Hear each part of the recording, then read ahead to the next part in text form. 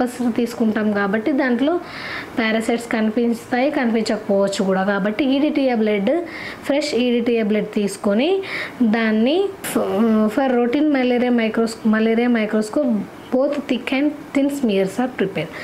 Thick smear ఒకటి, thin smear ఒకటి, 2 smears అనేవి మనం ప్రిపేర్ చేయాల్సి ఉంటుంది. Thin smear, first thin smear ఎలా చేయాలి అనేది తెలుసుకున్నాం. అంటే థిన్ స్మియర్ అంటే పలుచని స్మియర్, థిక్ స్మియర్ అంటే మందంగా చేసే స్మియర్. ఇప్పుడు థిన్ స్మియర్ ఎలా చేయాలి అంటే ఈడిటిఏ బ్లడ్ ట్యూబ్ తీసుకొని ఒక 2 స్లైడ్స్ అనేటివి 2 స్లైడ్స్ అనేటివి తీసుకొని బ్లడ్ అనేది కార్నర్కి వేసుకోవాలి.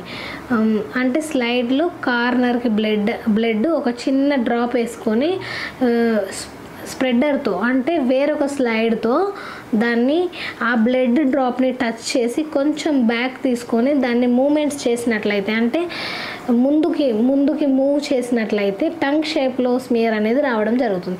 స్మియర్ ఏ యాంగిల్లో చేయాలి అని అంటే స్మియర్ 30 to 35 యాంగిల్ చేయాలి.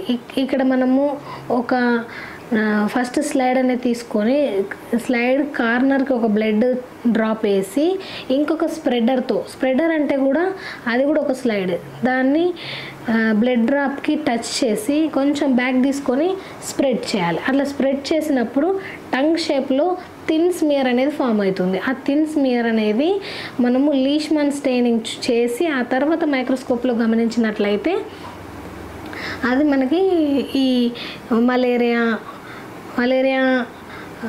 ఫాల్సిఫరం, ప్లాస్మోడియం వైవాక్స్, ప్లాస్మోడియం ఓవెలన్ అనే పారాసైట్స్ అనేటివి అన్ని పారాసైట్స్ అనేటివి దీంట్లో కనిపించడం జరుగుతుంది.